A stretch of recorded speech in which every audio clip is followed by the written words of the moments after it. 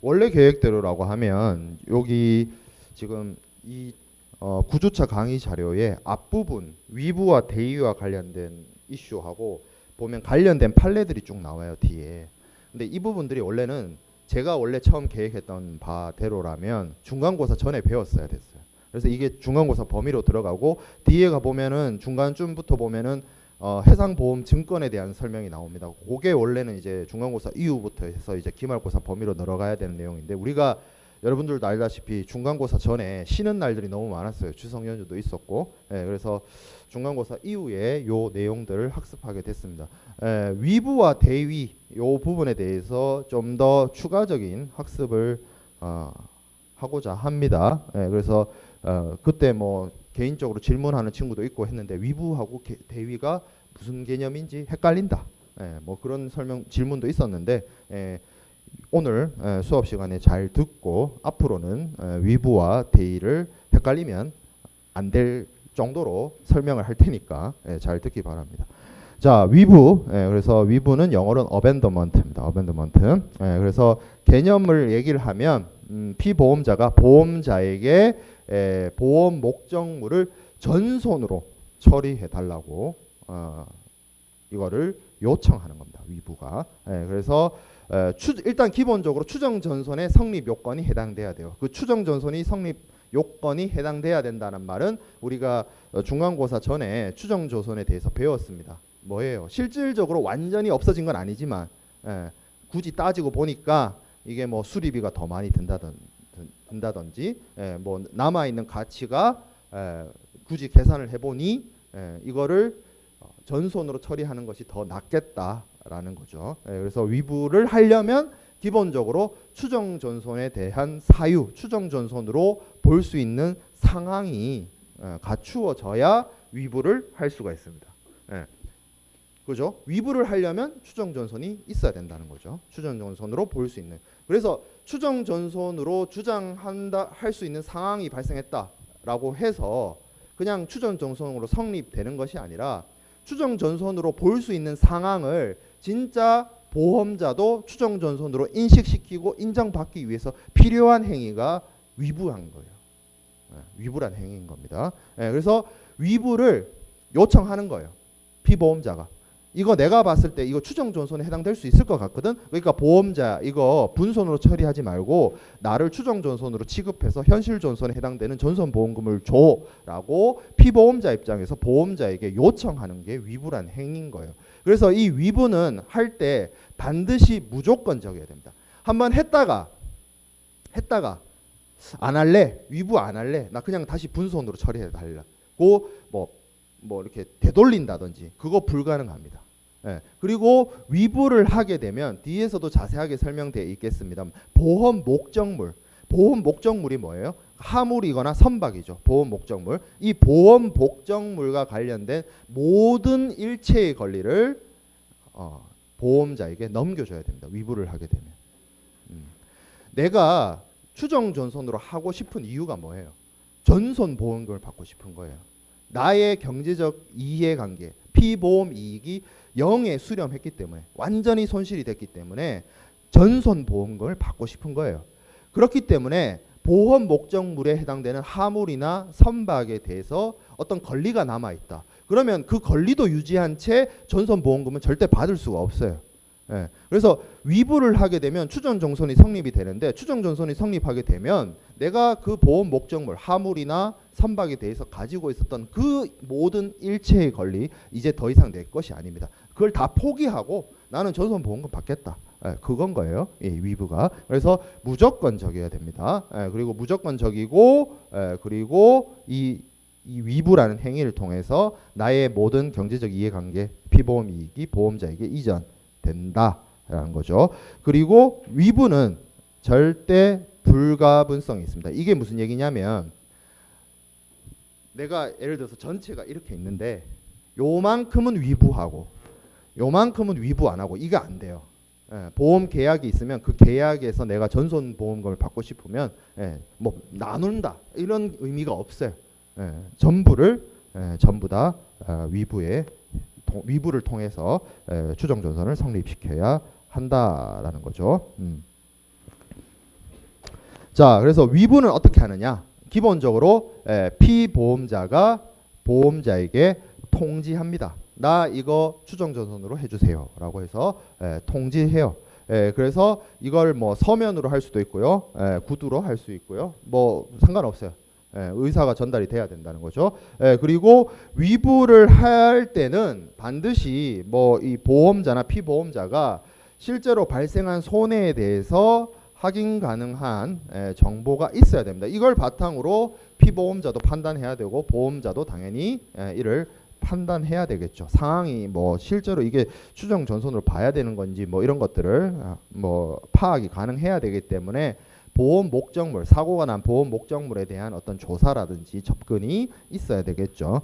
그리고 피보험자가 위부에 통지를 한다고 해서 바로 위부가 뭐 받아들여지는 것이 아니라 이게 보험자의 승낙을 요구합니다.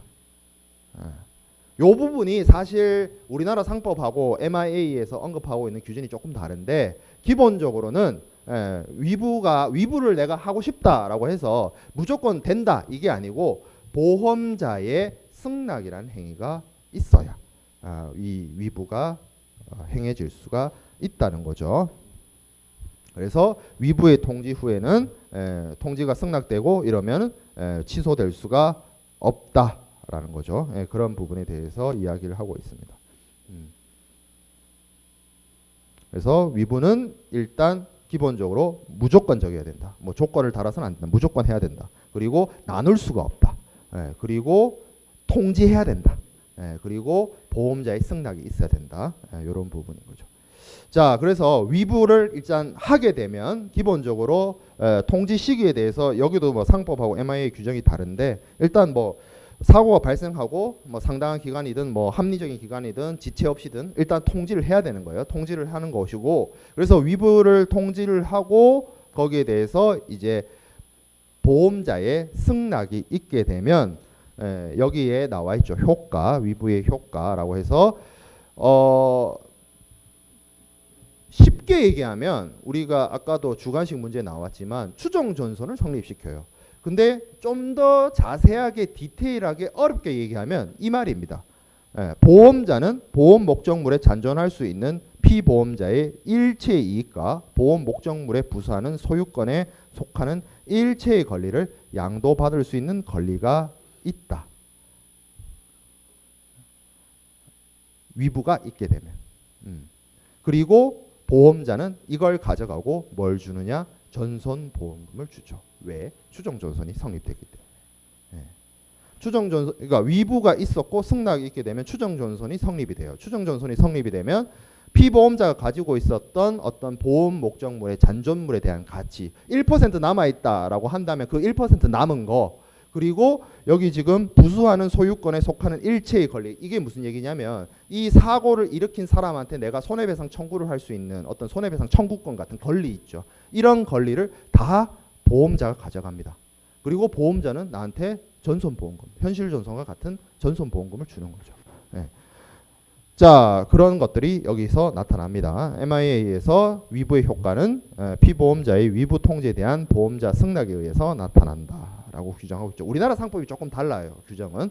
이거는 우리나라 상법에서는 보험자가 승낙 없이도 된다라고 하고 있고, MIA에서는 보험자 승낙이 있어야 된다라고 이야기를 하고 있습니다. 그 다음에 선박. 선박의 경우에는 그런 게 있어요.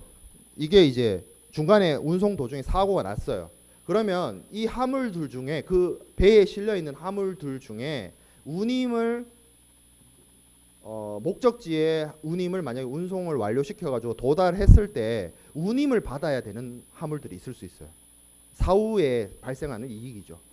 그런 것까지도 다 기속됩니다. 보험자한테. 피보험자 입장에서 운송 도중에 있는 선박에 대해서 이게 추정 전선이 발생했고 추정 전선을 성립시켜서 내가 전손 보험금을 타고 싶다. 그러면 모든 일체의 권리를 다 넘기잖아요. 그럼 그 모든 일체의 권리 안에는 내가 미래에 받을 수 있는 어떤 운임 수익이라든지 뭐 이런 것들도 다 들어갑니다. 그럼 다 보험자한테 기속이 돼요. 그런 설명이 된다는 거죠. 이게 해상보험이 참 어려운 게, 설명을 하기가 곤란한 부분도 있고 어려운 부분이 뭐냐면 적하보험 있죠. 화물에 대한 보험과 선박보험, 선박에 대해서 들어가는 보험의 논리가 조금씩 다른 측면이 있어요. 그래서 최대한 저도 수업 시간에 여러분들한테 설명할 때 그걸 이제 구분해서 이야기를 하고 있는데 그 구분되는 몇 가지 지점에 있어서 여러분들 헷갈리면 안 되는 겁니다. 적하는 이런 게 없죠. 적하는 그냥 그 물건이니까 그 물건이 손상되면 그거는 그 물건에 대한 소유권 있는 사람의 어떤 권리와 관련된 경제적 이익, 피보험 이익과 관련된 부분인데 선박은 박살났지만 그 안에 실려 있는 화물들이 있을 수 있잖아요. 그리고 그 화물들이 멀쩡한 상태라서 얘네들을 다른 배에 옮겨 실어가지고 목적지까지 도달시키면 운임을 해소할 수 있는 부분이 있단 말이에요. 그런 권리도 보험자가 가져간다. 왜? 내가 이거 추정전손으로 성립시켰기 때문에 모든 나의 일체의 권리를 보험자한테 넘겼기 때문에 가능한 이야기입니다. 자, 그래서 위부의 효과. 일단 위부가 있으면 추정전손이 성립이 됩니다. 그래서 아까 주관식 문제에서 위부의 효과, 추정전손을 성립시킨다. 이렇게 쓰면 맞아요. 굳이 길게 쓸 필요 없이. 그래서 이 위부의 효과가 직접적 효과가 뭐다? 추정전손을 성립시킨 겁니다. 그리고 추정전손이 성립됐기 때문에 간접적 효과로서 보험자로부터 전손보험금, 보험금액 전액 청구권. 이게 쉽게 보험금액 전액을 받겠다란 말이 전손보험금이죠. 전손보험금을 받을 수 있는 권리가 생겨납니다. 좀 어려운 얘기인데 위부로서 두 가지 효과가 발동된다라고 보면 돼요. 추정전손을 성립시키고 추정전손이 성립됐기 때문에 전손보험금을 받을 수가 있다. 자, 그 다음에 우리가 봐야 될 건 대위입니다. subrogation이라고 할 때, 대위라는 건 뭐냐면 보험 사고가 발생했을 때 그 손해로부터 입는 어떤 피보험자가 가지는 여러 가지 권리들이 있습니다. 뭐 잔존물에 대한 권리도 있을 수 있고요. 그리고 만약에 나에게 어떤 해상 사고를 입힌 제3자가 있어서 그 제3자한테 손해배상 청구를 할 수 있다라고 하면 손해배상 청구 소송 걸 수 있는 부분이 있죠. 그런 부분에 대해서 만약에 보험금도 받고 다른 사람에게 손해배상 청구를 걸어서 손해배상금도 받는다면 이게 어떤 문제가 일어나느냐? 이중취득의 문제가 발생하게 됩니다. 100짜리 물건을 갖고 있다가 이게 손상이 돼서 0이 됐으면 그 0이 된 것으로 인해서 보험회사로부터 내가 100을 받아서 나의 실제 손해를 보상받으면 끝인데 나한테 이 100을 손상시키게 만든 나쁜 놈이 있어서 그 나쁜 놈한테 소송을 걸어서 손해배상금을 받으면 여기도 100, 보험금도 100, 사고가 나니까 100이 200이 되는 기적이 발생하더라. 그건 안 된다 그랬어요. 무조건. 실손보상의 원칙에 따라. 그건 틀린 이야기다라고 했습니다. 그래서 그걸 막기 위한 거죠. 피보험자가 여기서 얘기하고 있는 것처럼 강의 자료에서 얘기하고 있는 것처럼 부당이득을 취하게 되는 것을 막겠다. 왜 부당이득을 취하는 것이 막아야 되느냐. 실손보상의 원칙에 위배된다. 이게 왜 부당이득이냐. 이걸 부당이득이라고 하지 않으면 세상 모든 사람들은 자신의 재산을 보험에 가입하고 일부러 부러뜨리겠죠. 손해가 났을 때 경제적 이득이 더 발생한다면. 그러면 보험이란 시스템이 존재할 이유가 없어져요. 실손보상의 원칙이 적용 안 되면. 그래서 이걸 중요시하는 겁니다. 이게 보험의 원칙인 거예요. 그래서 보험자가 이 피보험자에 대해서 어떤 사고로 인해서 입은 경제적 손실에 대해서 보험금을 지급하게 되면 피보험자가 가지고 있었던 어떤 잔존물이라든지 아니면 손해배상 청구권이라든지 그러한 권리를 보험자한테 이전시킵니다. 이게 대위예요. 대위. 그래서 이중취득 방지를 위해서 피보험자가 가지고 있었던 권리를 보험자가 행사하게 되는, 피보험자의 지위를 보험자가 대신하게 되는 그것을 대위 subrogation이라고 합니다. 근데 그 추정전손을 성립시켰던 위부는 어차피 이게 추정전손이 되느냐 안 되느냐 뭐 이 문제였기 때문에 그 전손에 해당되는 거죠. 분손을 쉽게 말해서 분손을 전손으로 만드는 행위였어요. 근데 대위는 상황에 따라서 이게 전손이냐 분손이냐에 따라서 조금 나뉠 수가 있습니다. 만약에 하물이 전손이 났어요. 하물이 전손이 났어. 그러면 예를 들어서 경제적 가치, 보험 목적물의 경제적 가치가 100에서 0이 됐다고 쳐요. 근데 이런 경우가 있을 수 있어요. 이 가치가 내가 갖고 있었던 어떤 소유권의 경제적 이해관계가 0이 됐는데 그 0이 된 게 나의 어떤 경제적 이해관계는 완전히 박살이 났지만 그 잔재물, 잔여물, 뭐랄까 잔재 그게 다른 누군가에게는 어떤 경제적 이득이나 어떤 뭐 경제적 가치가 있을 수 있어요. 예를 들어서 이렇게 생각해 봅니다. 선박인데 더 이상 배가 아니게 됐어. 그러면 나의 그 선박에 대한 경제적 이해관계는 완전 제로가 된 거지. 근데 이게 선박이 철로 만들었잖아요. 고철상이 봤을 때는 녹여서 팔면 되잖아. 예. 잔존물에 대한 가치가 남아 있을 수 있단 말이지. 보험 가액으로서 우리가 피보험 이익으로서의 0으로 수렴은 전손이 발생해서 0이 될 수 있지만 그 남아있는 잔존물들은 다른 누군가에게 혹은 객관적인 제3자에게는 어떤 가치 있는 물건이 될 수도 있기 때문에 이 전손이 발생하게 되면 어차피 그 전손 내가 갖고 있는 피보험 이익만큼은 보험자로부터 보상을 받고 이걸 만약에 또 고철로도 팔면 고철 값이 한 30이 나왔다. 그럼 내가 130이 돼버리잖아요. 부당이득이 되잖아요. 그러니까 이 30으로 팔 수 있는 이 고철 덩어리 이거를 보험자에게 기속시킵니다. 전손의 경우에. 그래서 여기서 설명하고 있죠. 잔존물. 잔존물에 대해서 전손의 경우에는 권리를 갖는다. 그리고 여기 뭐 세 번째 줄에 있죠. 보험 목적물에 잔존할 수 있는 피보험자 이익을 승계한다. 보험자가. 자, 근데 분손은 좀 달라요. 분손은. 왜 그러냐면 전손은 어차피 이걸 0으로 봤기 때문에 그 0이 되고 난 다음에 그 잔존물에 대한 이야기에 분손이란 건 뭐냐면 100이 있으면 이 중에서 사고가 나서 내가 경제적 이해관계를 잃은 부분이 있고 남아있는 애들이 있어요. 그러니까 100이 있으면 50이 박살났고 50이 남았어요. 그러면 보험회사가 이 100에 대해서 보험금을 지급하는 것이 아니라 요 잃어버린 50에 대해서만 보험금을 지급하잖아요. 그리고 보험금을 받았어요. 분손의 경우에. 그러면 잔존물이라고 할 수 있는 거는 여기 50인데 얘를 보험자한테 기속시켜버리면 안 되죠. 보험금을 50만 줄 거니까. 그러니까 이 부서진 50은 보험회사로부터 보상받고 남은 50은 계속 내 거지 뭐. 그렇기 때문에 분손의 경우에는 이 잔존물에 대한 권리 이전이 없습니다. 그렇겠죠?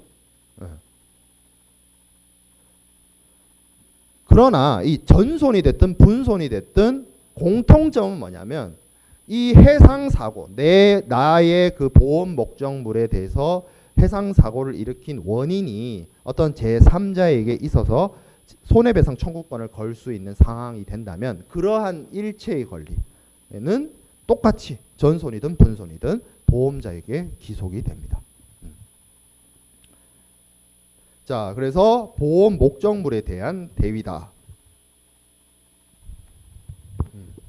자, 그래서 보험 목적물에 의한 대위는 기본적으로 전손에만 해당돼요. 전손에만. 그래서 전손 보험금을 지급하게 되면 잔존물에 대한 권리를 보험자에게 이전한다.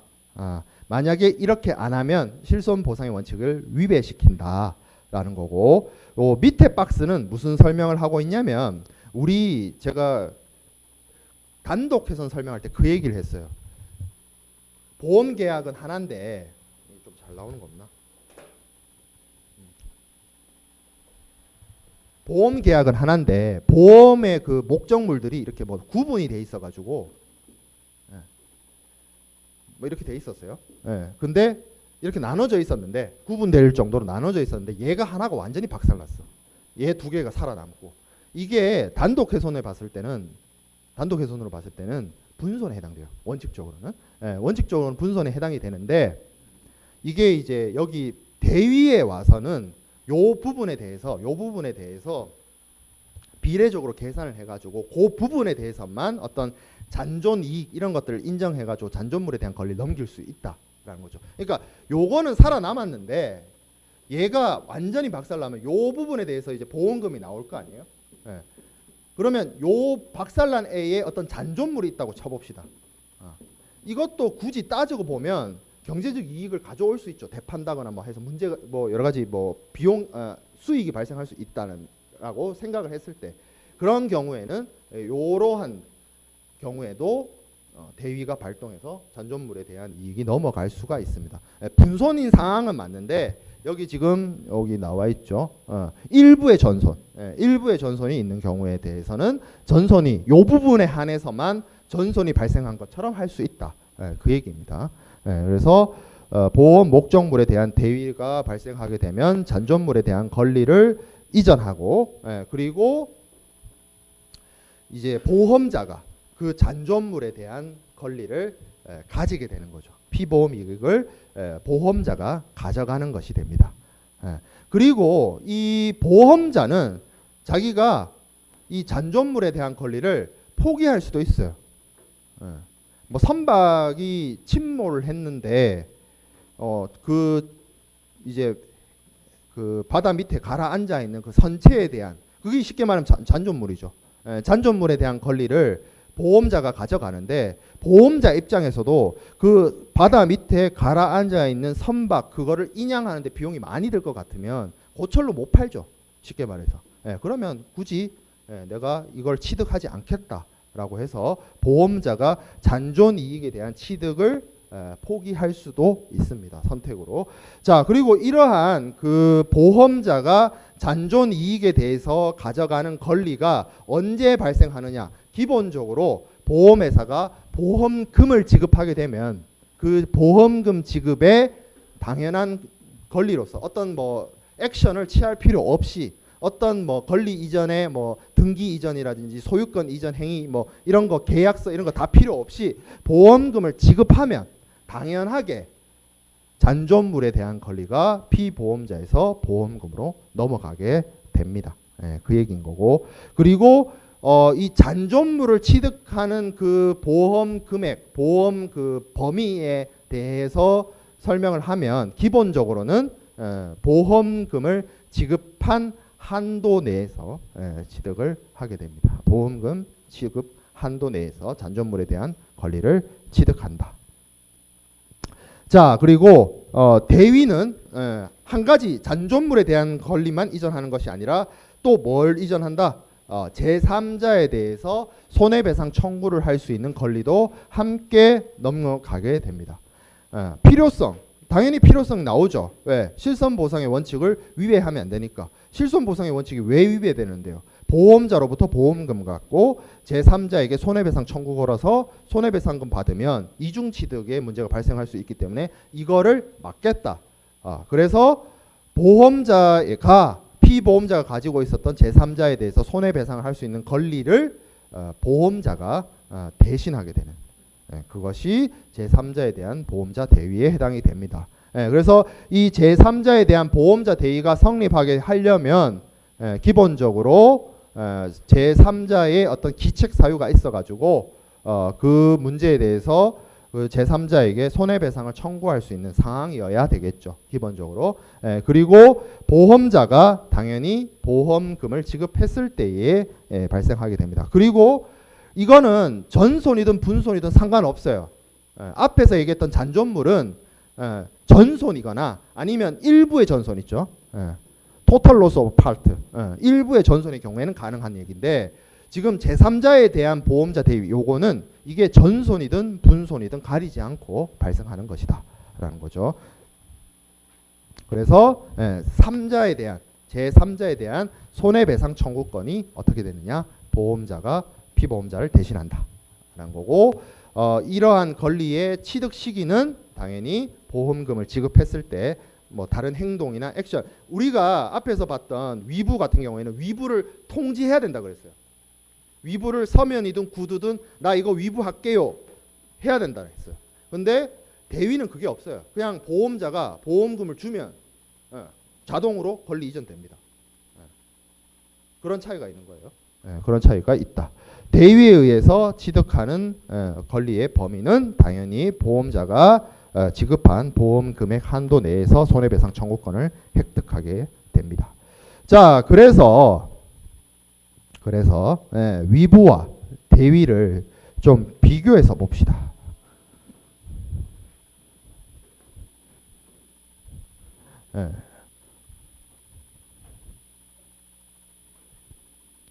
자, 위부의 경우에는 우리가 영어로 abandonment라고 했는데 그 말이 사실 더 맞지. 뭔가 이렇게 abandon 하잖아. 던져버리잖아.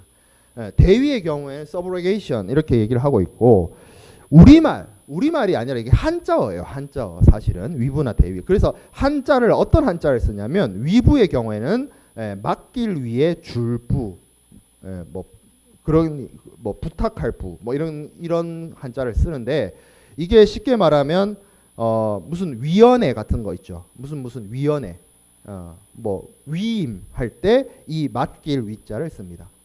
그리고 줄부의 경우에 뭐 부탁하다 뭐 이럴 때도 이 한자를 써요. 쉽게 말해서 뭐 하냐면 이 한자어의 뜻에는 무슨 뜻이 있냐면 이거예요. 피보험자가 보험자에게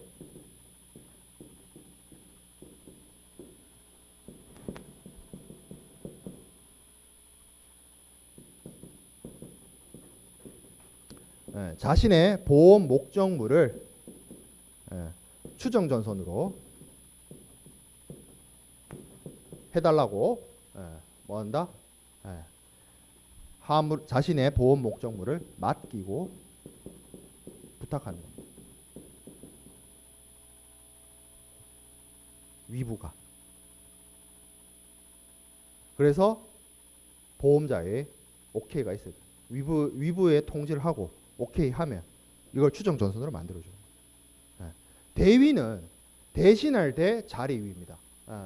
대신할 때가 그 뭐 대리인 뭐 그런 거 할 때 쓰는 한자고 자리위는 위치, 지위 그런 거 할 때 쓰는 자리예요. 그래서 저 대위가 어떤 뜻이 있냐면 보험자가 피보험자에게 보험금을 지급하고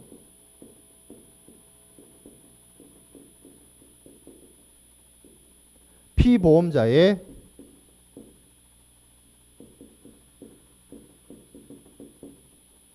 지위를 대신하는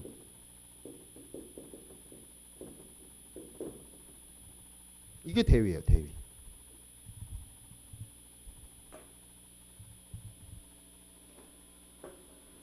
보험자가 피보험자에게 보험금을 주고 보험자가 피보험자의 역할을 하는 겁니다. 자리를 가지는 거예요. 그 자리를 가진다는 말이 지위를 가진다는 말이 뭐예요? 남한테 손해배상 청구할 수 있는 권리. 피보험자가 가지고 있는 잔존물에 대한 권리. 이거를 누가 이제 대신 행사한다고? 보험자가 대신 행사한다고. 왜? 보험금을 줬으니까. 그게 대위입니다. 그래서 영어 표현으로 대위가 subrogation이에요. 근데 앞에 그 접두어가 SUB거든. 서브야, 서브. 보통 그 서브란 말은 어떨 때 많이 써요? 슈퍼 서브. 뭐예요, 그거? 대체 선수죠. 대체 선수 할 때 슈퍼 서브 그러잖아. 잘하는 선수. 숄샤르 같은 선수. 그러죠. 그런 것처럼 보험자가 피보험자의 자리를 대신하는 거예요. 보험금을 줬으니까. 그리고 위부는 피보험자가 보험자한테 보험 목적물을 현실 전선처럼 추정 전선으로 취급해 줄 것을 자신의 화물을 맡기죠. 내가 위부하면 내가 갖고 있었던 모든 보험 목적물에 대한 권리 누구한테 기속된다? 보험자에 기속된다. 넘겨버리는 겁니다. 내가 포기하는 거야. 내가 1% 남은 거 그거 포기하는 겁니다. 그래서 abandonment라는 거죠. 그래서 방향성이 좀 다르다라는 겁니다. 대위와 위부의. 그래서 대위는 보험금이 지급되면 자동적으로 보험 목적물과 관련된 뭐 뭐 모든 일체의 권리 이런 것들이 넘어가는 것이고, 위부는 위부를 통지하면 보험자의 승인이 있고 그렇게 해서 추정 존손이 성립하는 겁니다. 차이점이 있다. 그래서 위부와 대의의 개념에 대해서 여기 지금 설명이 되어 있고, 위부는 해상보험에서만 있어요. 왜냐하면 추정 존손이란 개념 자체가 이게 해상보험에만 있는 개념이기 때문에 해상보험에서 그러니까 추정 존손이 성립 가능한 그러한 상황에서만 발생한다라고 이해하면 됩니다. 하지만 대위는 해상보험이 아니라 모든 손해보험에 다 적용됩니다. 자동차, 뭐 대인, 기업, 뭐 이런 그 모든 손해보험에 다 적용을 받을 수 있어요. 뭐 법적 성질, 뭐 위부와 대위에 대한 법적 성질은 이미 설명했고, 대위는 당연한 권리 이전이기 때문에 보험금 지급되면 대위권이 발동되고, 위부에 대해서는 상법하고 MIA가 조금 규정이 다른데 MIA에서 기본적으로 보험자의 승낙이 있어야 성립하는 걸로 본다. 그런 차이점이 있고, 그런 차이점이 조금 있긴 합니다. 그리고 요건, 위부의 경우에는 조건을 달면 안 된다. 무조건적으로 해야 된다. 그리고 나눠서 하는 거 안 된다. 그리고 한번 위부가 성립되면 돌이킬 수 없다. 그렇죠?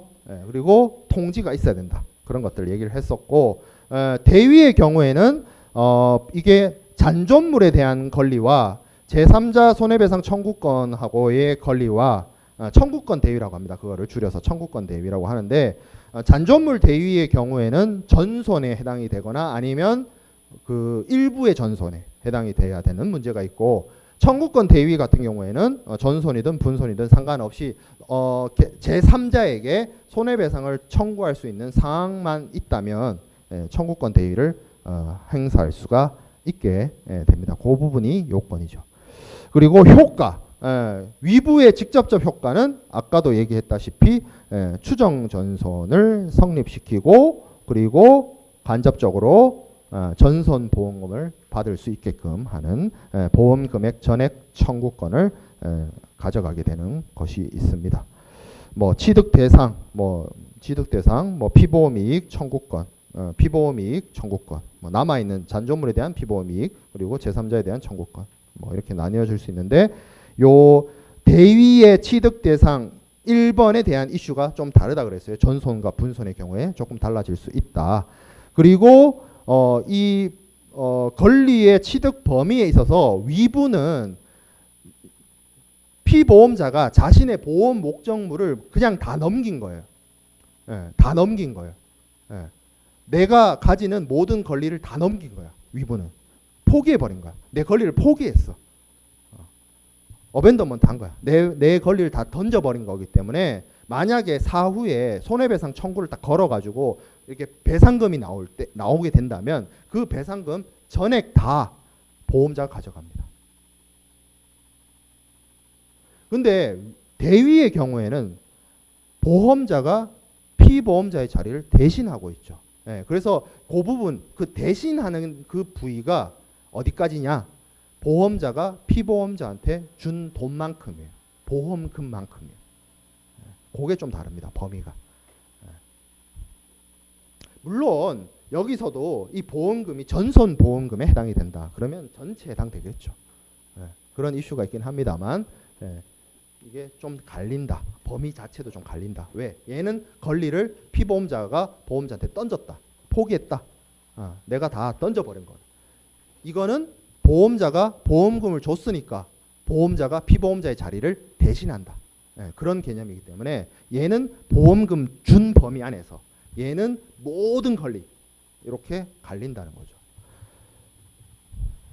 그래서 위부와 대위에 대한 이야기를 좀 살펴봤는데 이게 어려워요. 어려운 이슈 맞아요. 어려운 개념이고 어려운 이슈인데, 그래서 제가 항상 이거 이제 위부 대위 설명할 때 소환하는 친구가 있어요.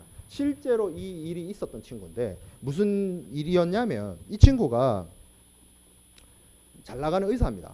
제 친구 중에서 제일 잘 나가는 친구인데 의사예요. 신사동에서 의사하고 있는데 그 이제 걔가 출신 학교가 인천에 있는 학교라서 거기 그 걔가 그때 레지던트 할 땐가 차가 그 하얀색 어코드였어요. 하얀색 어코드였는데 그 헬스장 간다고 헬스장 중에 보면 이렇게 외부 주차 타워 이렇게 해놓는 데 있잖아요. 거기다가 차를 세워놓고 이제 헬스 하고 나왔는데 하얀색 어코드가 까만색이 돼 있었던 거예요. 그게 누가 불을 질렀어요. 차에다가.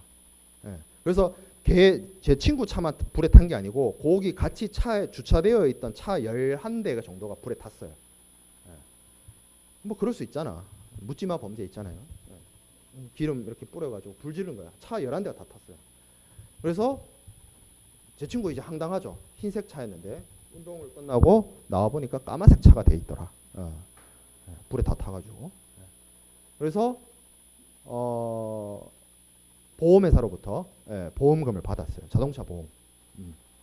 근데 물론 그 어코드를 살 때 아마 4천만 원 뭐 넘게 줬을 거예요. 근데 4천만 원 다 못 받죠. 왜?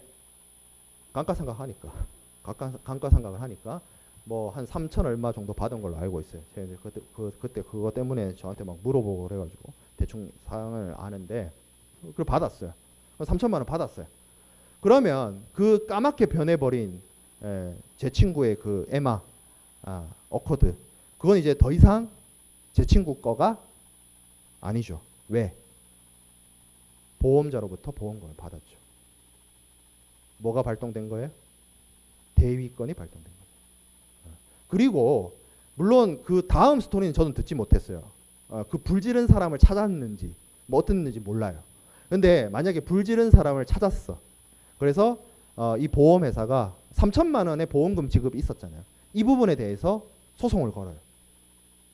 그래서 만약에 승소해서 3천만 원을 받았다라고 하면 그 돈은 제 친구 돈이 아니고 보험회사 돈이죠.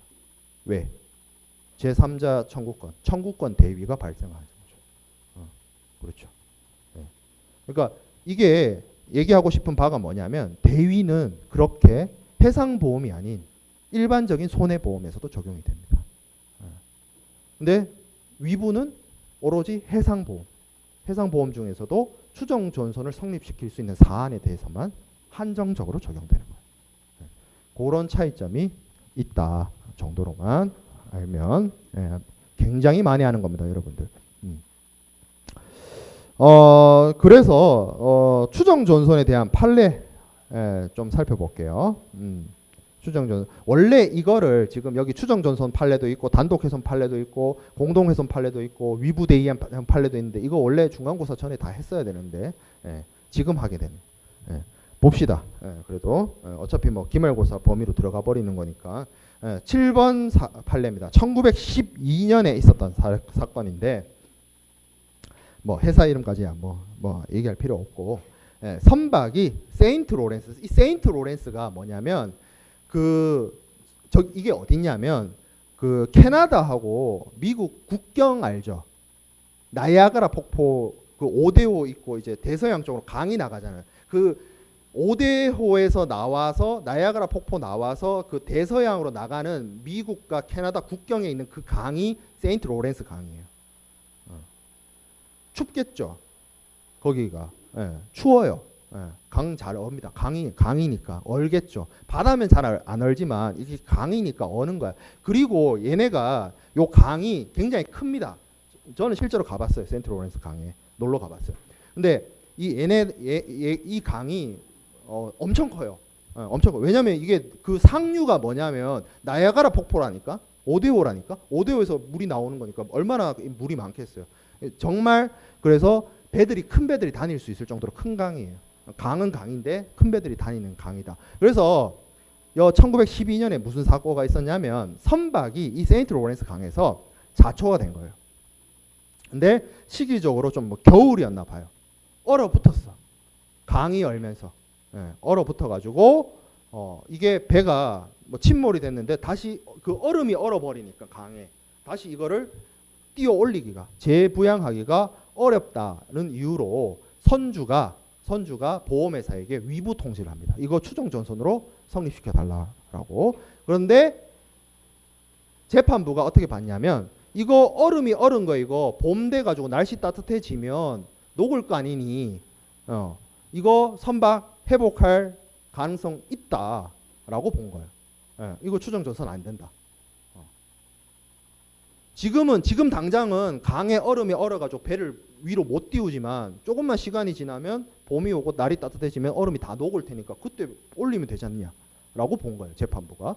그리고 선박 수리비가 그러면 이제 이게 회복 가능하다는 거죠. 회복 가능하니까 추정전선을 안 보겠다라고 한 거고 우리가 추정전선 성립 요건을 볼 때 그런 거 있었습니다. 실제로 내가 얻을 수 있는 가치보다 선박이나 제하의 수리비가 더 많이 들면 이거 추정전선으로 봐야 된다. 그 얘기도 있었죠. 그래서 수리비로 넘어갑니다. 이게 선박 수리비가 그 당시 돈이에요. 그 당시 돈 1912년에예요. 35,500불이었어요. 35,500불. 근데 이걸 수리하고 났을 때 가치가 34,000불이죠. 그러니까 3,500불의 이득이 있죠. 그래서 추정전선이 성립할 수가 없어서 어떻게 했냐면 선주가 수리비에다가 수리비 35,500 DP가 아니고 얘입니다. 예.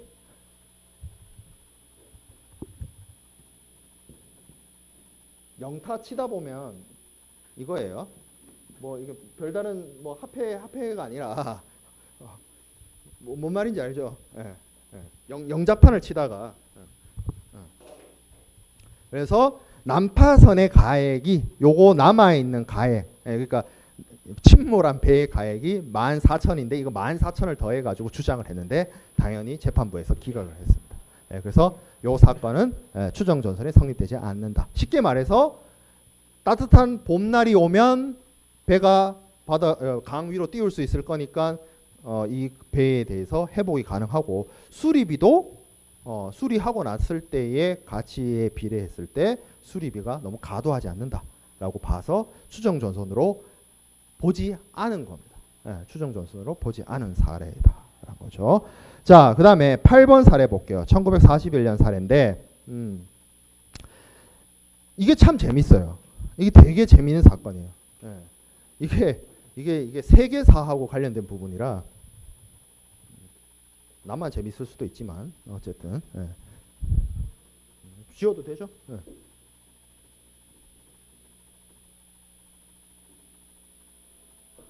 자, 독일 선박입니다.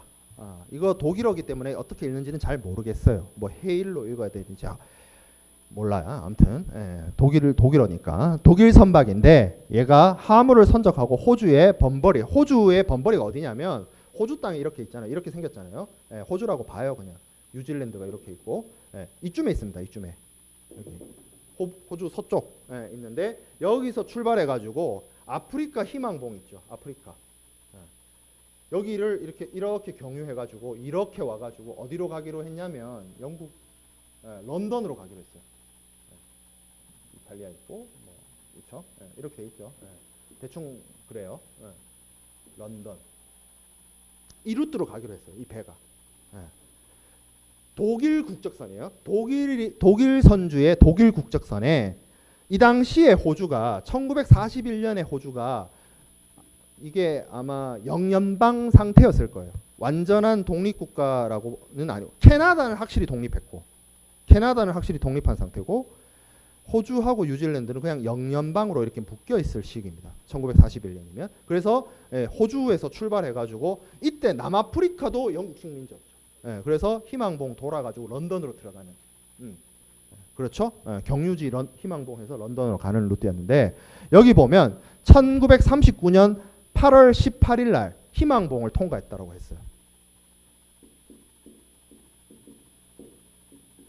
그리고 정상대로라고 하면 9월 16일 날 런던으로 들어가는 거죠. 런던으로. 근데 이게 1939년이잖아요.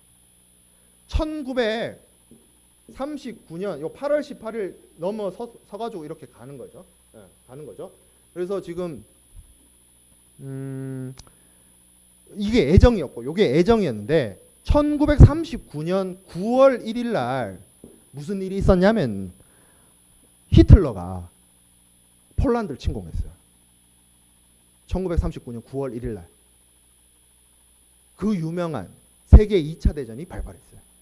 요 사이에 희망봉 통과해가지고 요 가는 사이에 이 배가 한 이쯤 가고 있는데 이쯤에서 가고 있는데 폴란드를 독일군이 나치 독일이 침공을 시작했어요.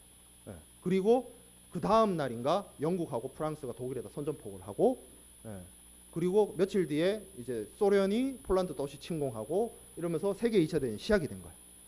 그래서 여기 나와 있죠. 9월 6일 날 그러니까 세계 2차 대전이 발발하고 나서 6일 후에 독일 정부가 이게 독일 배라 그랬잖아요. 독일 배라고.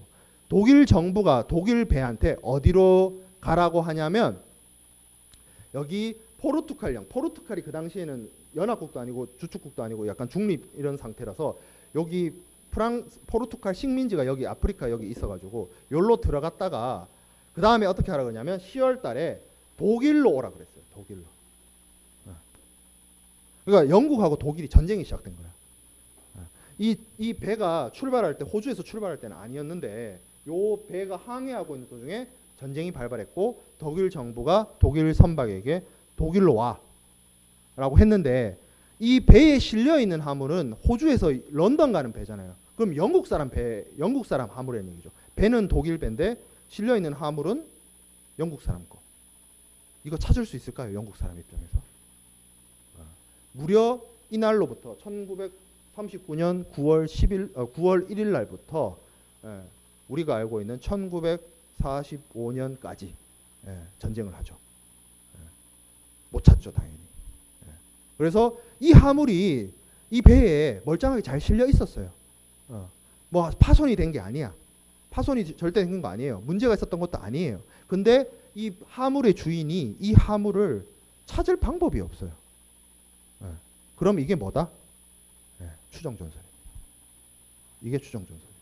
추정전선이 성립되었다라고 본 겁니다. 자, 어렵죠. 쉬운 이야기는 아니에요. 그래서 오늘은 여기까지 하고 다음 시간 목요일 날 이어서 뒷부분 나가도록 하겠습니다.